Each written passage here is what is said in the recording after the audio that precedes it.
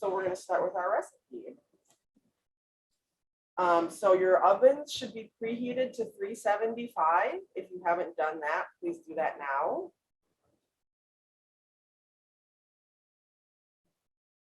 Okay, the first step is we're going to mix our butter and our sugar. And did everyone remember to take their butter out so it get a little bit soft? It's what's wrapped in here in your aluminum foil. So the recipe calls for 1.5 sticks of butter, and our butter comes in blocks, and those blocks are 4 sticks. That's why a lot of you will see yours have been cut up into what's equivalent to 1.5 sticks. So we're just going to put our butter in the bowl.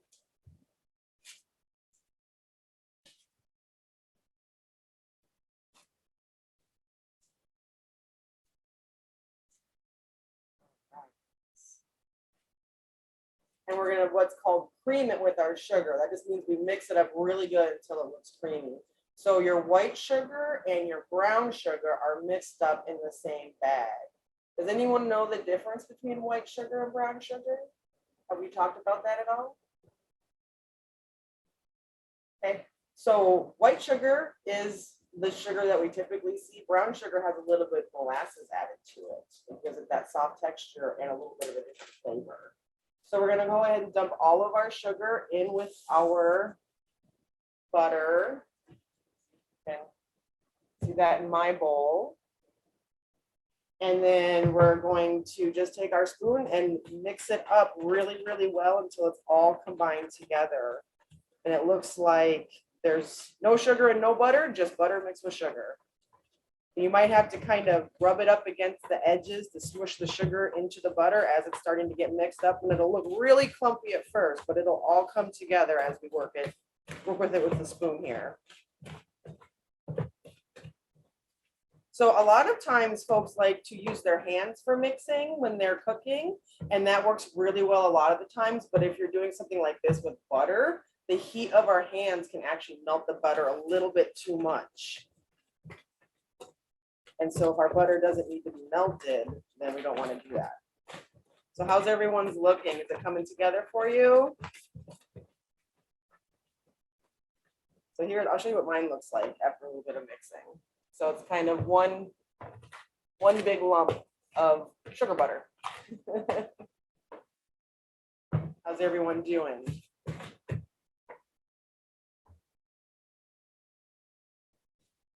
So the next thing we're going to do is add our egg. Our egg, which came in the little paper cup thing that you had in there. I'll give everyone a couple more minutes to get their mixing done. We're not in any hurry, so. Look like we got a couple professional mixers. Right, yeah.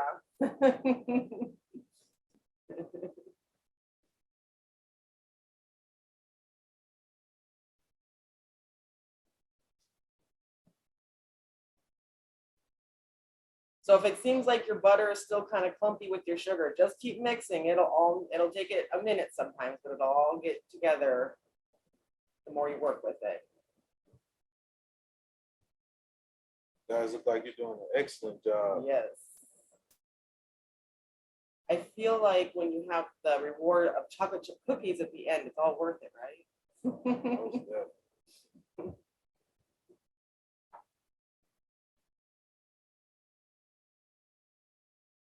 How's everyone doing? Doing all right? Okay, so I'm gonna go ahead and crack in the egg in mine here, but if you're still mixing your butter and sugar, that's fine. We won't move on too far without you.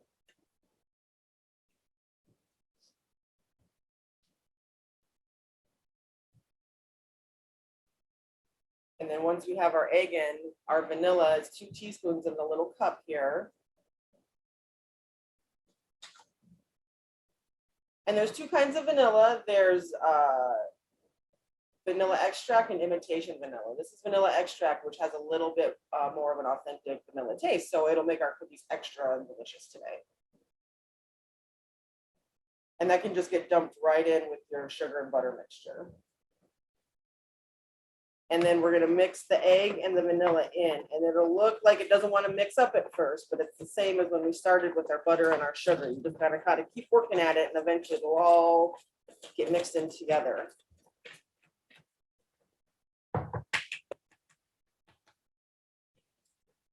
How's everybody doing? Does anybody have any questions? If you haven't cracked your egg, and go ahead and do that now. If you're everything's mixed up for you.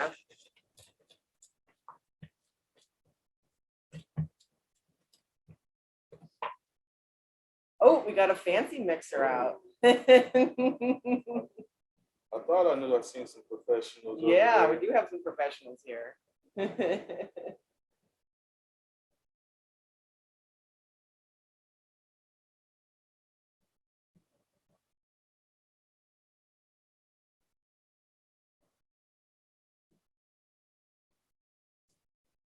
Okay, so I put in the egg and the vanilla. And if you'd like to look, this is what it looks like. It's just a little bit softer and a little bit gooier with that moisture in there. And next, let's see. So we did our egg and vanilla. So we have a guest who's going to be coming over here and grating our zucchini for us. Would you like to come over? You did this last week, right? Okay, if you were here last week, you might remember this face. This is my buddy. Yeah. So our next ingredient, we're going to add in our zucchini. Now you all got a whole zucchini. We're not going to need all of this because we just need 1 cup of grated zucchini. If you want to get started on that for the recipe. But if you haven't grated it yet, once you get everything mixed in, as we're going to be chatting for a minute, so you guys, we have plenty of time. If you want to start grating on the plate there, do you want me to cut it in half first? Okay, so some of these are really big. If it's a little bit too big for you to comfortably hold it while you grate it, they cut very easily. So I just have a butter knife here, and you can cut it in half, so it's not quite so big to grab onto. And then you have 2 halves, whichever one you'd like to choose. That one. Okay, so he asked if we use the small side or the big side. When I grate them, I use the big side because it's faster. But you can use whichever you prefer. So you may choose which side you'd like to do. They will both work. And so you all has anyone here ever had a vegetable inside of a cookie before? No? What do you think it's going to taste really different, or it's going to make it taste, what do you think it's going to taste like? Anything particular? With the chocolate, it would. Oh, Brad, I can't hear you. I can see you talking. Hang on a second, but- With the chocolate, it would. Huh? Can you type it in the chat, Brad? Or whoever is listed as Brad, that might be your family member, not you.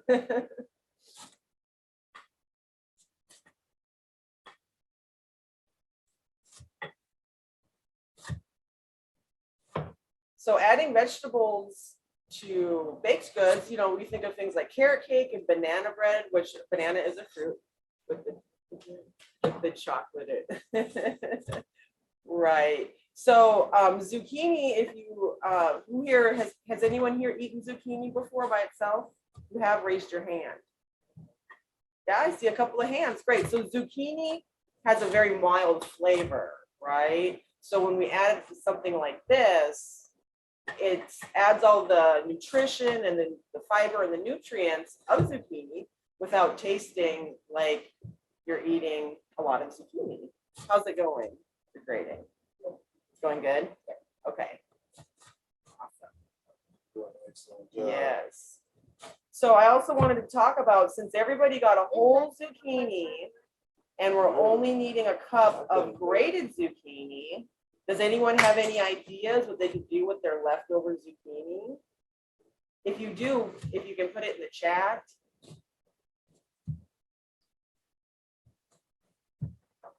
I bet Dee has some fantastic suggestions for what to do with this beautiful vegetable. I just eat it. That would be my suggestion. We might have to ask Aiden. He's the one that does the cooking. He probably knows what to do with that.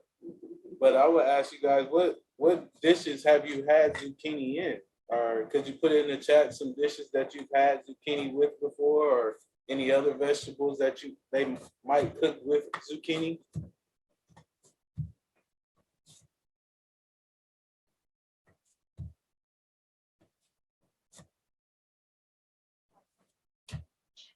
Zucchini chips. Ooh, That's a new one. I haven't heard of those yet.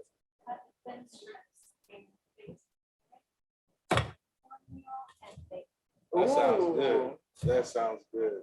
So if you didn't see that, the recipe was you cut your zucchini in thin strips and you dip it in egg and cornmeal. Is that what it was?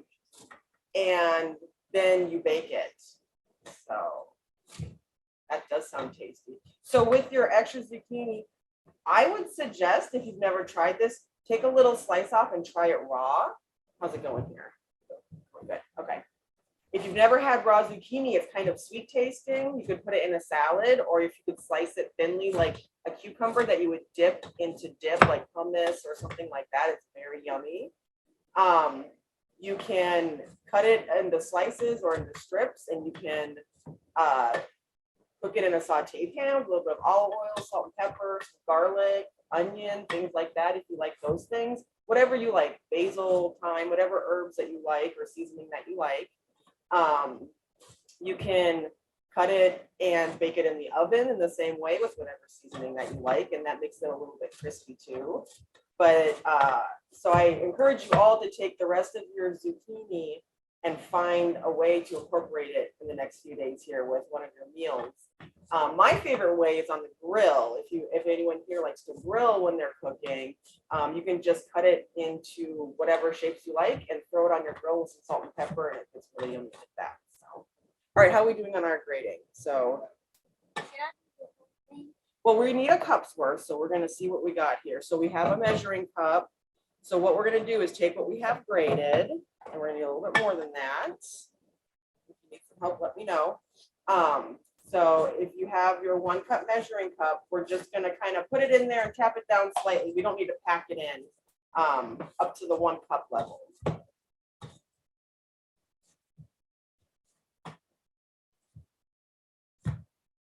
How's everybody doing? I'm sorry for the sound issues that we're having today, but if you put anything you want to say in the chat, we'll be able to see it. So if you have any questions or anything, if you can type it out, or if you raise your hand and let me know you're going to be typing something in, I can make sure that we look for it. How's the grading going? Does anybody have any trouble with the grading? Do you want me to cut it even smaller? Is it hard to do?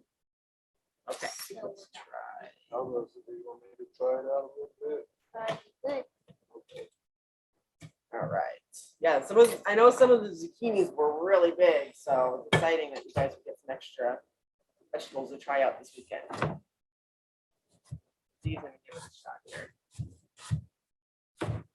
So here's our measuring cup. And like I said, when you put your grated zucchini into the cup, just kind of pack it down gently, but it doesn't have to be mashed in there. So zucchini as a vegetable has a lot of water contained inside of it. So you notice this recipe doesn't use like any milk or oil. A lot of the moisture that we're going to use to make the recipe come together as we mix it comes from the zucchini. So as it's in there and you're stirring it, the moisture comes out of the zucchini and lets the dough come together. So you prepare for it. Prepare for it. Mm-hmm.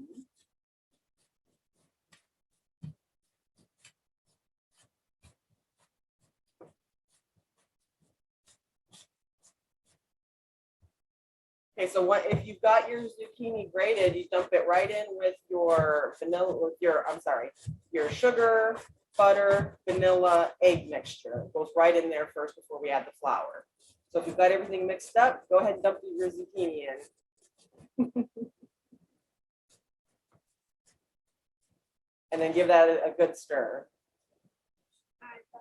All right, what do you think? Do you want to see if we've got a cup's worth?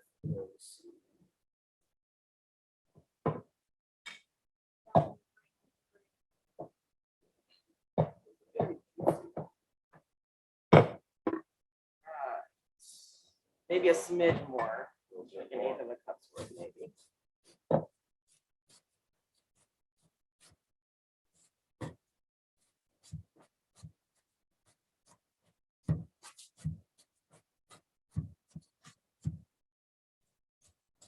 Everyone's looking like they're doing real good.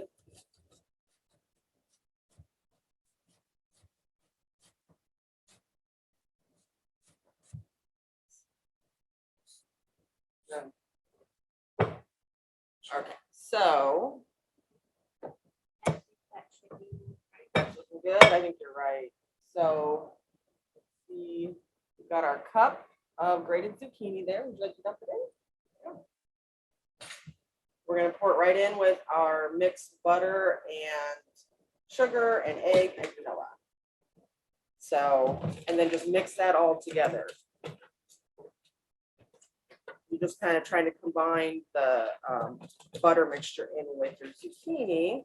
So it'll look like that butter mixture with like flecks of green in it where the zucchini's mixed in. That's what it's going to look like now. Sure does smell real good. Yeah. Thank you. Okay. Thank you, Aiden. So how's everyone doing? Give me a thumbs up if you've got your zucchini in with everything yet. All right, I see some thumbs up. Awesome.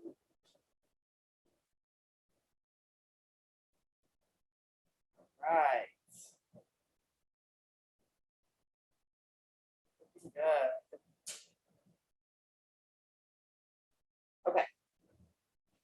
So we will keep moving here. If you're still working on your zucchini, that's totally fine. We're not in any real hurry. Everyone puts at their own pace. I hope I don't feel like anyone feels like I'm rushing you. Okay, so now that we have the zucchini in, we're gonna add our flour, which comes in the bag and it's measured out for you into the 2 1/4 cups. If you'd like to verify that and measure it yourself, you're more than welcome to. But we're just gonna go ahead and dump this in. And these bags, these Ziploc bags, they only had flour in them. If you want to wash them and reuse them, then you can keep them out of the landfill. So, and then along with our flour, we have our baking soda and cinnamon, which is in these little paper envelopes. They're taped shut. Keep them from spilling, and that cinnamon will make these cookies taste extra delicious. So if you all have, does anyone here make regular chocolate chip cookies at home? Yeah, I see a hand. I like to add a teaspoon of cinnamon to my chocolate chip cookies because when other people try them, they can taste the cinnamon, but a lot of times they can't tell what it is. You can just tell them it's your secret ingredient. So go ahead and just dump your baking soda and cinnamon on top of the flour. And we'll mix them all in together. Would you like to have a turn mixing? Sure. Make sure we're not forgetting it. I'm excited to see how these turn out. Yeah. Are you guys?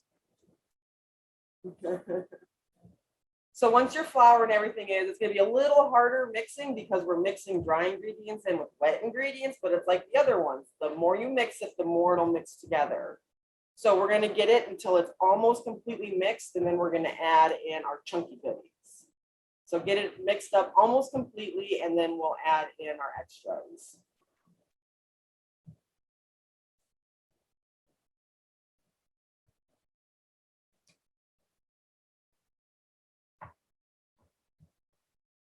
Got some professional KitchenAid users in here. Yeah. And some professional hand mixers. Yeah, so once it's mostly mixed up, we have our bag with chocolate chips and we have pecans in here. Now, when you're making these cookies, you can add anything you like. You can add walnuts, pecans, if you like sunflower seeds or pumpkin seeds. If you don't like chocolate chips, if you'd rather have a different kind of maybe butterscotch chip or whatever your family likes the most. But we chose to put these in for everybody. Now the pecans in here are whole, which I like. Some people like them like that, some people don't. But if you want them to be smaller, if you just squeeze your bag it'll break up those pecans a little bit into smaller pieces if you'd like to do that. And then they'll mix a little bit more in the cookies. So if you just squeeze your bag really kind of like you're mad at it and pinch those pecans, they'll break apart. It won't hurt the chocolate chips. It won't do any of the chocolate chips, but it'll break up the pecans a little bit into smaller pieces. So you can kind of see, I don't know if you can tell, but like here's a whole one and you can just pinch it through the bag and it'll break into pieces.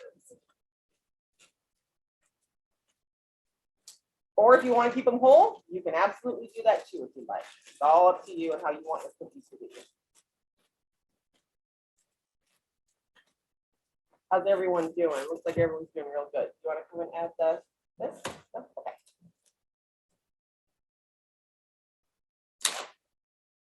Okay, so if you've got your cookies mostly mixed up, go ahead and dump in your chocolate chips and pecan mixture.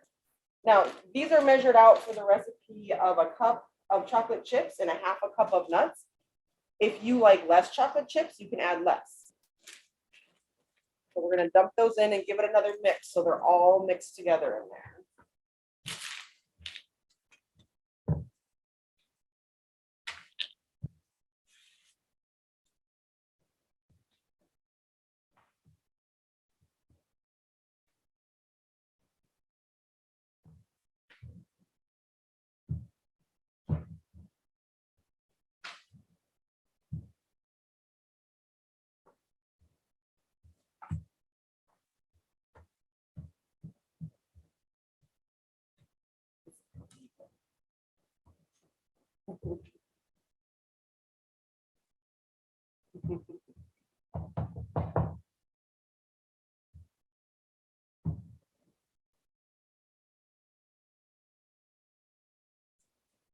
Looks like everyone's doing real good. How's it looking?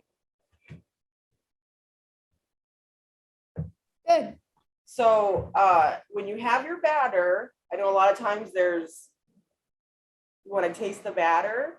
Now we have raw egg in this, so it's not safe to eat it raw. If you can get some eggs in the shell that are already pasteurized before they're cooked, and then those would be safe to eat. This batter is not safe to eat raw. So yeah, you just showed it on the camera there. So how's everyone doing? Looks like we're getting close to having full cookies. Oh, I see some chocolate chips going in. All right. Oh, I see a big clump of batter there. Fantastic. Everyone's batter coming together all right? Yep, I see some thumbs up. That's awesome. Do we put the wet stuff in now? Okay, so if your batter is mixed all together and it's ready, you can start putting it on your cookie sheet. So the best way to do that is with 2 spoons. So I have just 2 spoons from our drawer, like a spoon you'd use to eat, oatmeal or cereal with. Yes. And what I do, can I stand where you are just to kind of just demo this? Because you can make your cookies whatever size you like. The important thing is that they're all kind of the same size so they bake evenly. So if you have 2 spoons, you have a way to ensure that you're kind of getting them the same size. So you take a scoop with 1 spoon, however big you'd like it. And then what I love to do is use the other spoon to push it off onto the cookie sheet, and then you get a really nice size. Let me get you in the camera here. I didn't show it. There we go. Okay, so I'm scooping with 1 spoon. I've got like a mounded spoonful, and then I use the other spoon to push it onto the cookie sheet. My grandma taught me that when I was about your guys' age. And that's how I've always scooped my cookies to get the same size cookies. If you want to use your hands, that's absolutely fine. If you have a different method that works for you, that's also fine, of course. But this is what I have found to work really well to keep all of the cookies the same size. So on a regular size sheet tray, you should be able to fit about 9 cookies spaced out evenly. If you're making them really big, you would be able to fit less because as they cook, they're going to spread out. So if you're making them bigger, just remember they're going to spread more and they might touch each other and cook a little differently. But this recipe is really easy. When you're cooking it, you can't really go wrong. As long as you're cooking them long enough, they'll still be really tasty. So I'm going to fill up this tray and I'll show you what it looks like when I'm done. How's everyone doing? Do we have any questions?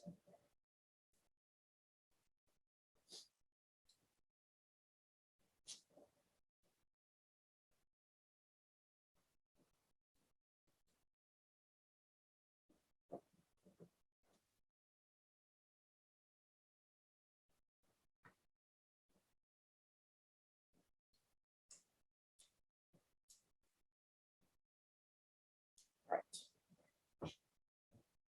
Okay, so here's what my tray looks like on my cookie sheet. If you put parchment paper down, that works too. And so if you have one cookie sheet, you'll have to cook them in batches. So once you're done filling, it'll go in your oven. The recipe says 9 to 11 minutes. When I baked them, I found that it took about 2 minutes longer. So set it for, you know, your 10 minutes or however you start with. Oh, it looks so good. Vigo and Soren, good job, guys. So once you put them in the oven, I would set your timer for your 10 minutes and then check on them. And it's like any other cookie. They look done when they're done, right? They look kind of brown and fluffy and baked. Oh, yep. There we go. There's some good looking cookies. So let me show you what they look like when they're all done.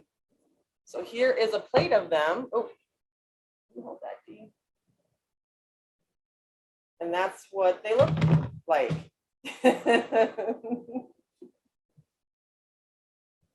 And like I said, when they cook, they'll be a little bit fluffy and they'll be browned and they'll smell like they're browning, make your whole house smell really good. So, look at that.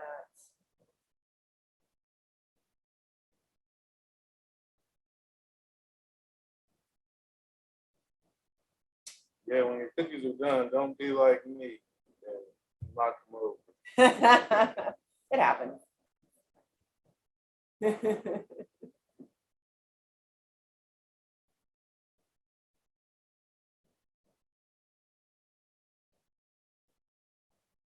So yeah, once you have your tray filled, have your grown-up help you get them into the oven. And also your grown-up help you take them out of the oven because your cookie sheet will be very hot. So once they're done, you would take them off your cookie sheet with a spatula and put them onto a rack to cool off. When they first come out, they're obviously going to be extremely hot. So you want to let them cool off before you taste test them. Especially those chocolate chips. When that chocolate's real hot like that, it can burn your mouth pretty easy. So it's hard to wait, but if you can give them about 6 or 7 minutes, then you can nibble on them and see how they taste. Oh, I see lots of amazing scooping going on in here. And I see people who are using their hands to get their cookies on. Some awesome techniques.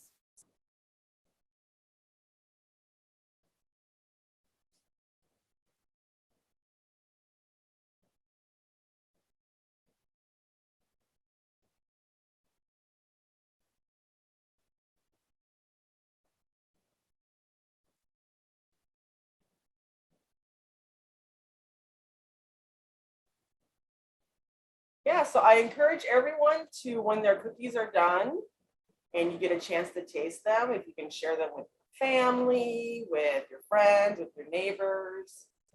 And if, you know, you've got the recipe, you can share the recipe. It's a fantastic way to show those that we care about, how much we care about them when we share homemade goodies, I think. Oh, that's good. Yes. Does anyone have any questions or anything like that? Or want to say anything about the recipe?